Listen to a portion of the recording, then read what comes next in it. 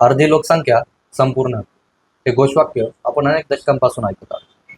पण जेव्हा विषय राजकारणातल्या प्रतिभेचा येतो तेव्हा भारताचा हा रस्ता आजही पुरुषप्रधान मानसिकतेच्या अडथळ्यांनी भरलेला दिसतो. 2023 मध्ये संसदेने नारी शक्ती वंदन अधिनियम संमत केला.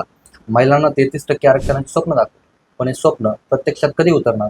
आता 2024ची निवडणूक आहे. 2029चं आश्वासन दिलं गेलं, पण जनगणना आणि मतदारसंघांची पुनर्रचना या चक्रव्यूहात हे आरक्षण अडकलंय का? पाहूयात सविस्तर. सुरुवात करूया एका ऐतिहासिक संदर्भाने.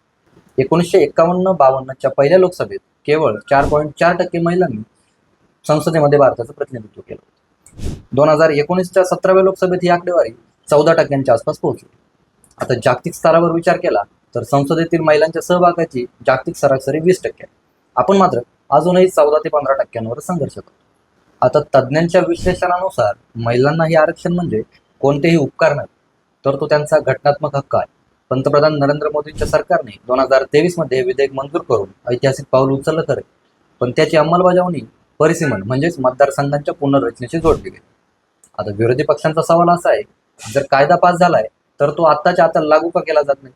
2029ची वाट का पाहायची? दुसरीकडे मात्र राजकीय पक्ष जाहीरनाम्यात 33% आरक्षणाचे दावे करतात, पण उमेदवारी देताना निवडून येण्याची क्षमता म्हणजेच विनॅबिलिटीच्या नावाखाली महिलांना डावलतात. यात काही महत्वाचे मुद्दे आहेत. आता यात अजून एक मूलभूत प्रश्न उद्भवतो. राजकारणात महिलांचा प्रवास केवळ आरक्षणाने सुकर होईल का? यात काही महत्वाचे मुद्दे देखील आहेत.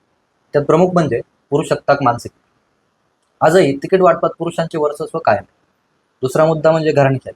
अनेकदा आरक्षणाचा फायदा त्याच राजकीय कुटुंबातील महिलांना होतो जे कुटुंब राजकीयदृष्ट्या प्रस्थापित आहे. ज्यायोगे सामान्य घरातील कर्तबगार महिला मागे राहतात. आणि महत्वाचा मुद्दा म्हणजे परिसीमन आणि जनगणना. जनगणना लांबणीवर पडल्याने आरक्षणाची अंमलबजावणी तांत्रिक कारणांमुळे रखडली आहे. मित्रांनो, भारतीय महिला आज अवकाशात झेपावत आहेत, युद्धनौका चालवत आहेत. मग त्यांना धोरण निश्चितीच्या प्रक्रियेत म्हणजे संसदेत स्थान मिळायला इतका उशीर का होतोय? 33% आरक्षण हा केवळ कागदावरचा आकडा राहू नये, तर ती लोकशाहीतील खऱ्या अर्थाने स्त्री पुरुष समानतेची सुरुवात असेल. जोपर्यंत राजकीय पक्ष स्वेच्छेने महिलांना जास्तीत जास्त उमेदवारी देत नाही, तोपर्यंत कायद्याची अंमलबजावणी केवळ एक औपचारिकता ठरेल. याबद्दल तुम्हाला काय वाटतंय? आम्हाला कमेंट्समध्ये नक्की कळवा. धन्यवाद.